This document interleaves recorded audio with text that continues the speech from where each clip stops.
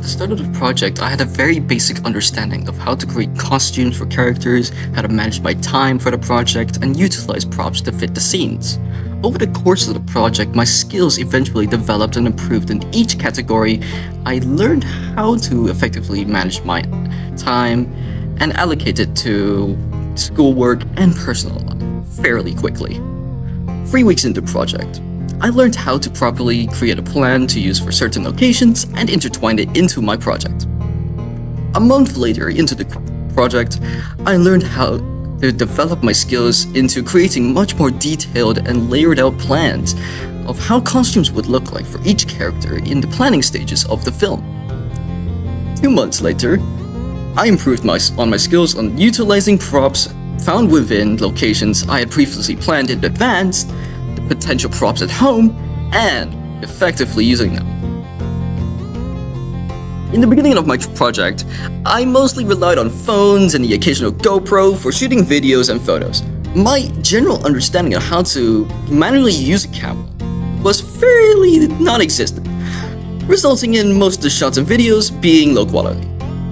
As time slowly progressed throughout the project, we, as a group, learned how to properly use a camera and the many techniques on how to manually adjust the camera, such as adjusting the ISO, aperture, and the shutter speed. We were able to utilize these techniques more efficiently through the experience of taking photos in different environments, e.g. a dark room. On top of that, we also learned how to activate and operate a gimbal.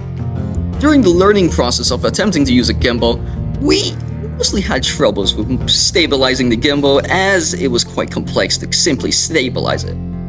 Gradually, with assistance from teachers and tutorials, we began becoming much more used to using the gimbal and how to properly stabilize it, albeit not well enough to stabilize it ourselves.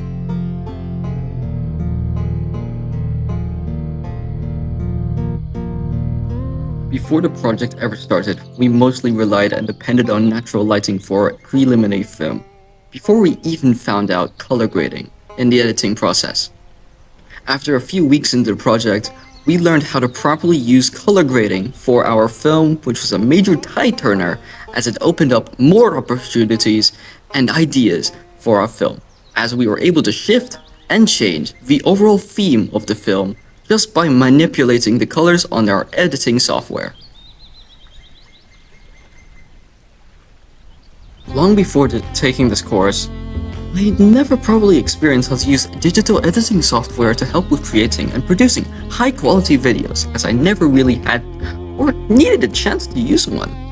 Whenever I produced a video, it was very low quality, as I generally relied on creating a single video and releasing it as raw footage.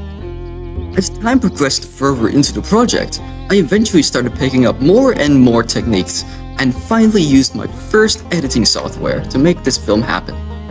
I learned how to compile footage, add images, captions, background music and ambience, and color gradient over the course of this project. Albeit, my progression was fairly slow, as it was still a massive improvement to the time when I was unable to produce a single high-quality video in the past, as learning how to use different techniques when using an editing software really assisted my other projects that were related to producing a video.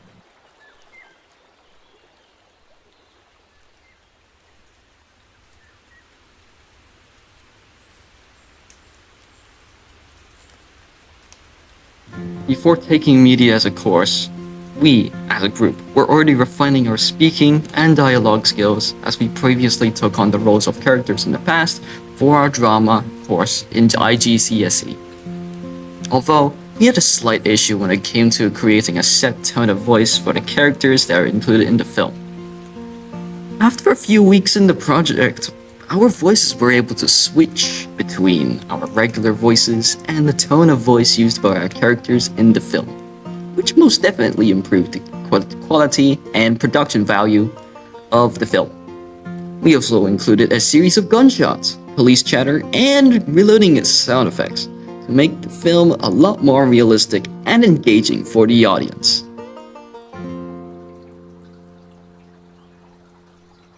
Before previously taking the course, I was an IGCSE drama student but had very generally rough idea on how to operate, set up lighting for our film. During the initial stages of the course, the preliminary and test shots. I also took part in a few productions in my previous school, which gave me a fairly basic understanding of how characters, scenes, and certain objects can be represented through design, costume, and genre. Over the duration of the film, my skills gradually developed and refined as the idea of creating a film opening centered around was essentially a drug bust gone wrong to kick off the start of the film. Our costume designs may not have been the best representation of the different characters in the film, but it created a decent premise when it came to understanding which characters had which roles. Our lighting skills improved significantly as we were able to understand which scenes required a bit of light and where light should be facing. Generally, we are much more able to create and portray a scene in a light where it may affect the audience one way or another. I took the look.